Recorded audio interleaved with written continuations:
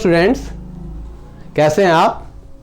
मुझे लगता है कि इसके पहले के सारे वीडियोस आपको अच्छे लगे होंगे।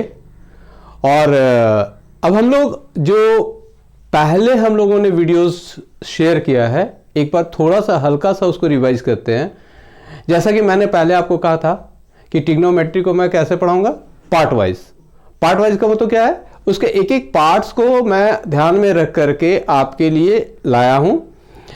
अभी सबसे पहला पार्ट क्या था मेरा, introduction to trigonometry. Second part क्या था, trigonometric ratio.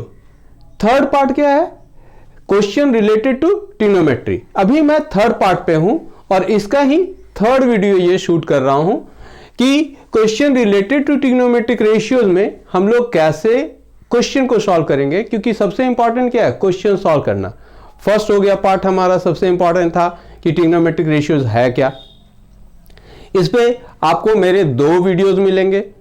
Introduction to trigonometry पर एक वीडियो मिलेगा और question related to trigonometric ratios पे ये थर्ड वीडियो आपको मिल रहा है। क्वेश्चन राइज करता है कि हम लोग क्यों ऐसा कर रहे हैं, पार्ट पार्ट क्यों कर रहे हैं। बट नेचुरल, आपको एक पार्ट अगर आप समझना चाहते हैं तो आप उस पार्ट को समझेंगे। एक साथ समझेंगे तो बहुत कुछ समझ में नहीं आएगा, छोटा छोटा करके समझेंगे ज्यादा समझ में आएगा। ये सब किसका कहा हुआ है, मेरे एक्स स्टूडेंट्स का। मेरे जो अभी स्टूडेंट्स पढ़ा रहा हूं जिनको, वो सभी लोग चाह रहे हैं कि नहीं सर, एक ही बार इतना लंबा नहीं सर, सब दिमाग से सर, सब ऊपर सर आने दीजिए यहां तक।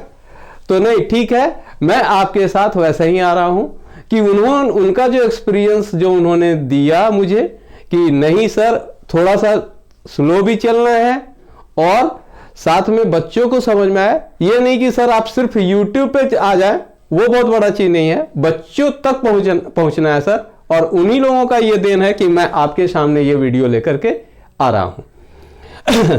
सारे मेरे एक्स स्टूडेंट्स आज मुझसे जुड़े हुए हैं। चलिए शुरू करते हैं इसको फिर से। इसके पहले वाले वीडियो में जो क्वेश्चन था, सेम क्वेश्चन है। मैं थोड़ी देर के लिए यहां से हट जा रहा हूं, आप वीडियो को पॉज करेंगे, फिर उसको देख लेंगे कि ये है क्या लिखा हुआ, नोट डाउन कर लेंगे। कौन सा पार्ट नोट डाउन करेंगे, ये पार्ट नोट डाउन नहीं करेंगे, ये इंपॉर्टेंट नहीं है, ये आपको समझने के लिए है। जिसको हम कैसे क्या समझना है, तो ये समझने के लिए है। ये बार बार मैं रिपीट कर रहा हूं। क्यों रिपीट कर रहा हूं, इससे भी मेरे एक स्टूडेंट ने कहा कि सर आप बार बार रिपीट करते हैं, क्यों करते हैं। तो मुझे गुरु नानक जी की एक युक्ति याद आई।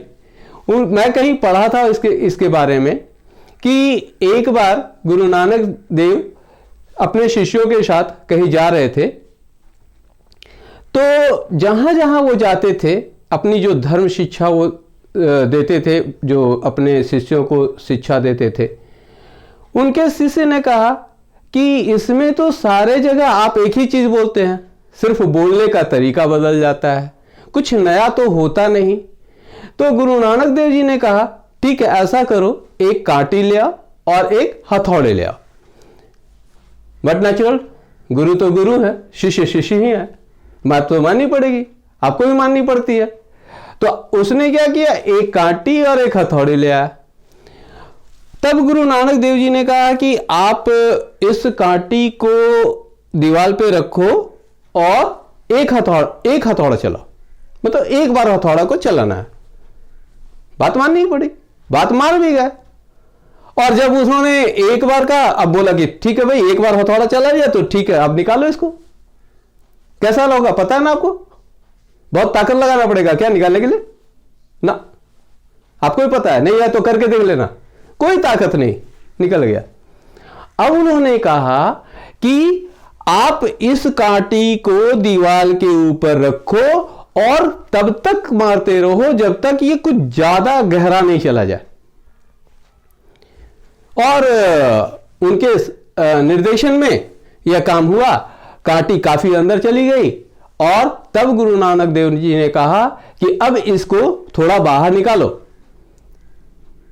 संभव था क्या, बहुत ताकत लगा ज्यादा। तो मैं बार बार जो इसको रिपीट करता हूं, किसको, पंडित बद्री प्रसाद हर हर बोले सोना चांदी तोले, इसका एक ही कारण है कि ये चीज आपके दिमाग में इतना बैठ जाए कि आप आसानी से समझ जाएं। P क्या है? P है side opposite to acute angle. B क्या है? Side adjacent to acute angle. इसको अगर आप दिमाग में बैठा लेते हैं, जनरली हम लोग क्या करते हैं? P for perpendicular, B for base. अच्छा एक चीज बताओ भाई, सब मैथमेटिक्स तो सबके लिए बराबर है ना, तो उसको कहा जाता है कि it is a concrete subject, मतलब हम लोग इसमें चेंजेस नहीं ला सकते। आंसर किसी का भी ऐसा नहीं हो सकता कि एक का अलग आंसर और दूसरे का अलग आंसर। तो जब सेम आंसर है तो सेम वैल्यूज होना चाहिए। परपेंडिकुलर किसी भी ट्रायंगल में एक होगा, दो कैसे हो जाएगा ये समझ में नहीं आता, यही कंफ्यूजन है। परपेंडिकुलर अगर एक ट्रायंगल में एक है तो P अगर ये परपेंडिकुलर है तो फिर ये क्या है? अब Q के रिस्पेक्ट में कहते नहीं भाई, Q के रिस्पेक्ट में कहते ये परपेंडिकुलर है, तो फिर इसको उल्टा करके देखोगे क्या? नहीं। तो इसलिए आप पूरे एनसीईआरटी में खोज के मुझे दिखा देना, मेरे कमेंट बॉक्स में डाल देना कि कहीं भी P फॉर परपेंडिकुलर लिखा हो, B फॉर बेस लिखा हो, मतलब आपका ऐसा हो कि साइन थीटा या sine of B is equal to perpendicular by hypotenuse, कहीं लिखा हो तो मुझे दिखा देना और मेरे कमेंट बॉक्स में जरूर डालना कि हाँ सर ये परपेंडिकुलर और हाइपोटेनस है। उसका फोटो खींच करके, सिर्फ एनसीईआरटी बुक बोल रहा हूं क्योंकि हम लोगों का रिकमेंडेड बुक कौन सा है? एनसीईआरटी बुक है, इसीलिए एनसीईआरटी बुक को ही फॉलो किया जाता है, उस पर मैं बात कर रहा हूं, मैं अदर्स बुक्स की बात नहीं कर रहा हूं। तो चलते फिर से कि थोड़ा सा देर के लिए मैं क्या कर रहा था, थोड़ा हट जाता हूं, आप इसको वीडियो को पॉज करके और इसको देख लेंगे। चलिए अब हम लोग इसी क्वेश्चन को इसके पहले हम लोग कर चुके हैं, इसका सॉल्यूशन बना चुके हैं। अब एक अल्टरनेट मेथड लेते हैं। अल्टरनेट मेथड, तो उस मेथड और इस मेथड में क्या डिफरेंस है? उस मेथड में हम लोगों ने दो ट्रायंगल लिया था, क्यों लिया था, और इसमें एक ट्रायंगल क्यों ले रहे हैं? जनरली जब भी हम ट्रायंगल का नाम आपने अभी तक पढ़ा होगा तो बड़ा अजीब सा लगता होगा, ए बी क्यू, ऐसा ट्रायंगल कोई नेम पढ़ा ही नहीं हम लोगों ने। जब भी पढ़ा triangle A B C, triangle P Q R, triangle X Y Z, ऐसे करके पढ़ा है। तो अगर हम वहां पे ट्रायंगल ए बी सी और ट्रायंगल पी क्यू आर लेना ज्यादा बेटर है than the triangle A B Q, क्योंकि इसको रटना पड़ेगा कि हाँ ये ए बी क्यू लेना ही लेना है, तभी ऐसा होगा। और मैथमेटिक्स कभी नहीं कहता कि मुझे रटो, ये कहता है कि मुझे प्रैक्टिस करो, और जब प्रैक्टिस करोगे तब तो मैं तुम्हारा हूं, जीत तुम्हारी है अगर तुम इसको बार बार क्या करोगे? प्रैक्टिस करोगे। मतलब क्या? करत करत अभ्यास ते जड़मति होत सुजान, रसरी आवत जात ते सिल पर परत निशान। तो आप पर भी परत निशान पड़ जाएंगे और आप मतलब आपके दिमाग में ये बैठ जाएगी बात कि हमें ये क्यों कर रहे हैं, वो क्यों कर रहे हैं। ये सारी बातों का जस्टिफिकेशन आपके द्वारा जरूर होना चाहिए, तब आपको मजा आएगा, मैथ्स का एक अलग इंटरेस्ट जागेगा और आप देखेंगे कि आपके पास जो मैथ्स इतना टफ लग रहा था,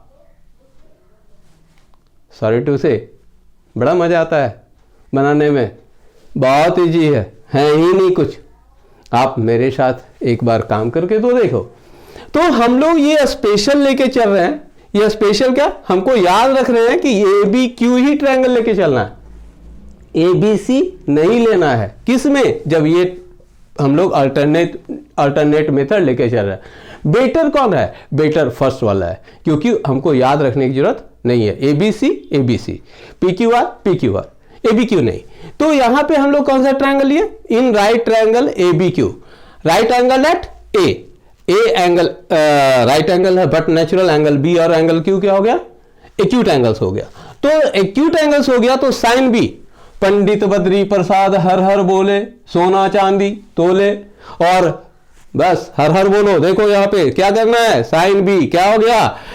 पी क्या? Side opposite to acute angle B, क्या हो गया? ए क्यू, और हाइपोटेनस कौन? एंगल ए का ऑपोजिट साइड, तो B Q, A Q by B Q. ऐसे ही क्या करना है, साइन क्यू हो गया, तो साइन क्यू क्या? फिर से पी बाई एच साइन के लिए, तो पी क्या? P side opposite to acute angle कौन सा? क्यू, तो क्यू के ऑपोजिट का साइड कौन? ए बी, तो A B by B Q. मैंने इसको इसलिए डिनोट किया, देखो ये पी और बी जो है विथ रिस्पेक्ट टू बी है, और ये P और B जो है वो विथ रिस्पेक्ट टू Q है। एरो से इसको शो कर दिया, थोड़ा और लंबा कर देता हूं तो आपको ज्यादा क्लियर हो जाएगा कि कौन किसके लिए है। अब ये इसके लिए P है तो बट नेचुरल, ये B ऐसा ब्रैकेट, स्क्वायर ब्रैकेट यहां भी सिमिलर, यहां पे सर्कल एन सर्कल किया हुआ तो यहां भी एन सर्कल किया हुआ। तो ये क्या हो गया, A B by sine B is equal to A Q by B Q, और sine B is equal to A Q by B Q, और sine Q is equal to A B by B Q. ये दोनों देखो क्या है, A Q by B Q, और यहां पे A B by B Q. लेकिन हमारा गिवन क्या है, ये देखना है, गिवन क्या है, sine B is equal to sine Q, ये क्या है, गिवन है क्वेश्चन से। तो इससे हमारे पास क्या हो गया, A Q by B Q, क्योंकि साइन बी का value A Q by B Q is equal to A B by B Q. ये रेशियो है तो इसको क्या करेंगे, इक्वल करके किसके मान लेंगे, एक कांस्टेंट मान लेंगे। क्या कांस्टेंट माना, के से मान लिया। तो A Q is equal to क्या हो गया, के बी क्यू, और A B is equal to क्या हो गया, के बी क्यू। दोनों क्या हो गया, के बी क्यू। अगर ये दोनों इक्वल है मतलब ए बी क्या हो गया, किसके इक्वल हो गया, ए क्यू हो गया। इसको 1 और 2 लेकर के बाई 1 एंड 2 क्या गेट किए, we get A Q is equal to A B, A Q is equal to A B, A Q is equal to A B. In right triangle A B Q हमें क्या मिला, A Q is equal to A B. So therefore what, अब A Q का opposite angle कौन, A Q का opposite angle B, और A B का opposite angle कौन, एंगल क्यू।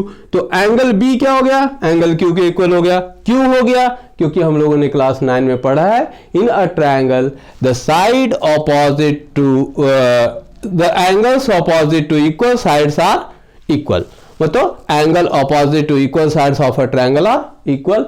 और इसी का दूसरा क्या था कि the side opposite to equal angles of a triangle are equal.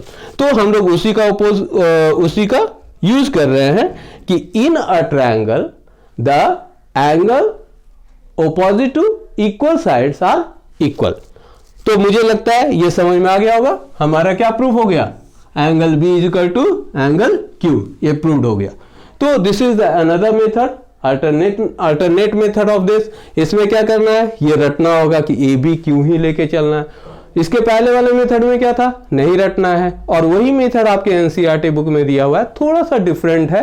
अगर आप उसको देखना चाहते हो तो ये एग्जाम्पल नंबर 2 है एक्सरसाइज 8.1 का। Okay, thank you. कैसा लगा आप जरूर मेरे कमेंट बॉक्स में डालेंगे। और अगर आप चाहते हैं कि इसके पहले वाले वीडियोस को देखें तो मैं इसका लिंक उसका सारा का लिंक पहले भेज दूंगा, ताकि आप उसको शुरू से अगर समझ के देखते रहेंगे तो सारी बातें स्पष्ट हो जाएंगी, समझ में आ जाएंगी। That's all, thank you for this.